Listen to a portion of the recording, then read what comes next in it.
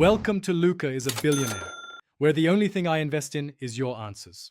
You begin by preparing devices and accounts so the locator works immediately. First, make sure every family device has location services enabled and the app updated. This prevents false positives.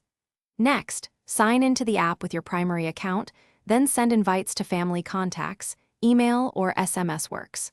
Once done, each person must accept the invite and grant permission to share location. That initial permission step is critical because the system cannot track a phone without explicit consent. Now configure how and when locations update so the tool is useful and battery-friendly. Select continuous sharing for guardians or scheduled sharing for short windows. On-demand works for privacy. Make sure to exempt the Locator app from aggressive battery optimization so background updates aren't paused.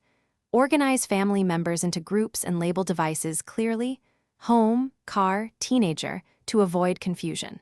Finally, create geofences for important places so you get automated notifications when someone arrives or leaves. Finish by verifying the whole setup with a quick live test. Ask a member to walk 100 to 200 meters and watch the map update.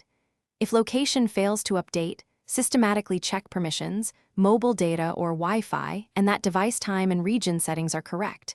These affect location services. Make sure the app can run in background and notifications are allowed. If problems persist, reboot the phone, sign out and back in, or reinstall the app. These steps clear caches and often restore correct behavior.